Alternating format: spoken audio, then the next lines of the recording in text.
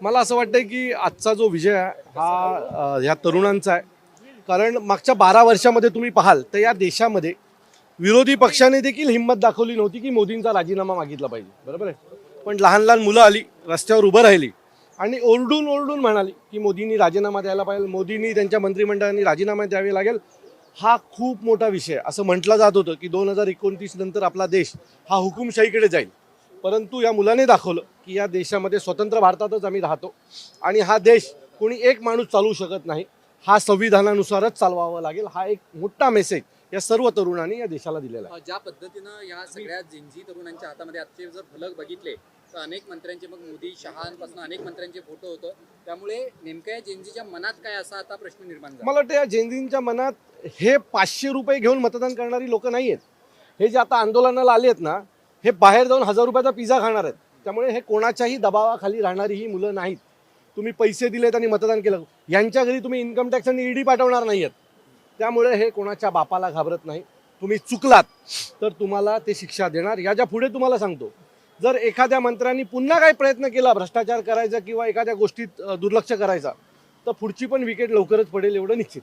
एक चूक, एक मंत्राला राजीनामा, अशा प्रकारचीच भारतात भविष्यातली परिस्थिती असेल. विरोधक सातत्याने म्हणते की या सगळ्या मोर्चाचा किंवा या सगळ्याचा कुठेतरी लाभ घेण्याचा किंवा या सगळं बघा, आम्ही पहिल्या दिवसापासून म्हणतोय की हा आंदोलन, हा विजय हा त्या मुलांचा आहे. आम्ही फक्त त्यांना सपोर्ट करण्यासाठी आलेलो. जर आम्ही नसतो ना तर तुम्ही या सत्ताधाऱ्यांनी यांना घराघरातनं उचलून नेलं असतं. तुम्ही त्या दिवशी दादरची परिस्थिती बघाल तर या पोरांना गल्ली गल्लीतनं खेचून काढत होते. आमचे अमित साहेब आणि आदित्य साहेब उभे राहिले, त्याच्यामुळे त्या दिवशी ही मुलं वाचली आणि त्याच कॉन्फिडन्सच्या भरोशावर असते इथे आलेले आहेत सगळेजण. त्यामुळे सत्ताधाऱ्यांनी आम्हाला सांगू नये, ज्यांनी लाठीचार्ज केला दिल्लीत, ज्यांनी मुंबईमधल्या मुलांना घराघरात जाऊन उचलण्याचा प्रयत्न केला, त्यांनी आम्हाला लाभाच्या गोष्टी सांगू नये. आम्ही यांचे संरक्षक म्हणून यावेळेला इथे उभे होतो. तुमच्यासारखे आम्ही लाचार नाही आहोत. आम्ही या जेनझींच्या पाठी कायमस्वरूपी उभे राहणार.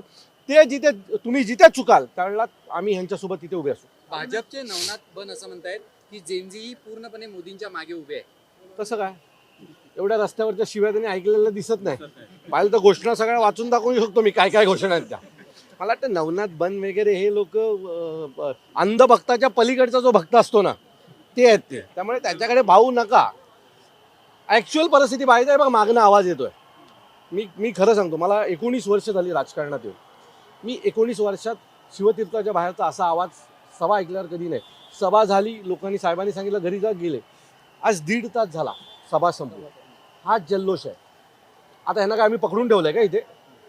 यावरच एक प्रश्न, ज्यावेळेला राजकीय नेत्यांची एखादी सभा असते त्यावेळेला गर्दी आणणं किंवा जमवणं एक मोठं आव्हान असतं.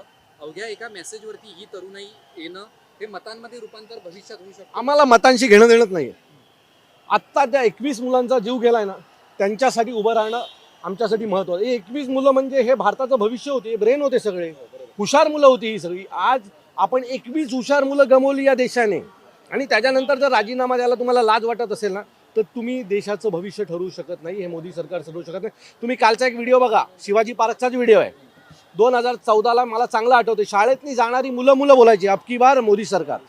2026 शिवाजी पार्क मुलं त्याच पद्धतीची मुलं बोलत होती, मोदी साला चोर आहे. हा बदललेला भारत आहे आणि ही सुरुवात आहे. तुम्ही भविष्यात या मुलांना विकत घेऊच शकणार नाहीत. तुम्ही पैसे द्या, नाही तर काही करा. ही पोरं तुम्ही विकत नाही घेणार. ही मतं तुम्हाला आता याच्यापुढे कधीच करणार नाही. तुम्ही विसरून जा. आणि तुम्हाला घाबरू पण शकत नाहीत. अविनाशजी, नीट पेपर फुटला, 21 जणांनी आत्महत्या केली सुद्धा विद्यार्थ्यांनी. सध्या महाराष्ट्रात टीईटीचा सुद्धा मोठा विषय सुरू आहे. आत्ता ही मुलं मला इथे भेटली होती. मी त्यांना 2-3 दिवसात सन्माननीय राजसाहेबांना भेटून देणार आहोत. आमचे आदरणीय अमित साहेब यांच्या नेतृत्वात या विद्यार्थ्यांसाठी एक मोठी चळवळ आम्ही उभी करू. अजून एक 2-3 विषय आहेत देशासमोर. एक म्हणजे राम मंदिरात ज्या पद्धतीनं चोरी झाली तो विषय. रामच कोपला. हे जे घडलंय ना, तिथे रामच कोपला यांच्यावर. ज्या रामाच्या नावाने तुम्ही 1992 पासून राजकारण केलं, सत्तेत आलात, त्याच रामाच्या मंदिरात तुम्ही चोरी केली आणि तेच भोगलत तुम्ही. ही जी उतरती कळा आहे ना, हे तरुण जे रस्त्यावर उतरलेत, हा प्रत्येक जण रामाचा अवतार आहे. आणि यांनी तुम्हाला दाखवून दिलं रस्त्यावर उतरून की मोदी साला चोर आहे.